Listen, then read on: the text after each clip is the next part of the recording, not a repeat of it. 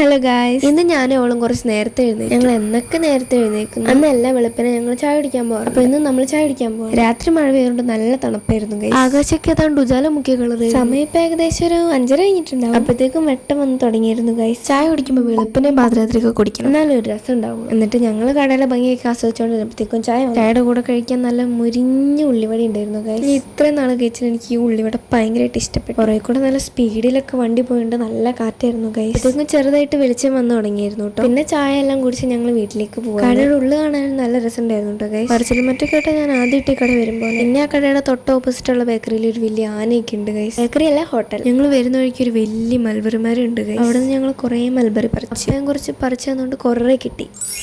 ആദ്യം തന്നെ ഞാൻ ചുണ്ടയിലിട്ടു, കൊള്ളില്ലായിരുന്നു. പിന്നെ വരുന്ന വഴിക്ക് ഞങ്ങൾക്ക് അവിടെ കിടന്നത് നല്ല മാങ്ങപ്പഴം കിട്ടി. പിന്നെ നടന്നപ്പോഴാണ് കൈ ശ്രദ്ധിച്ച് നല്ലതായിട്ട് വെട്ടം വന്നായിരുന്നു. എന്നിട്ട് ഞങ്ങൾ വീട്ടിൽ പോയി. അപ്പോൾ അത്രയുള്ള വീഡിയോ. കാരണം ചാനൽ സബ്സ്ക്രൈബ് ചെയ്യാൻ മറക്കല്ലേ. ടാറ്റാ.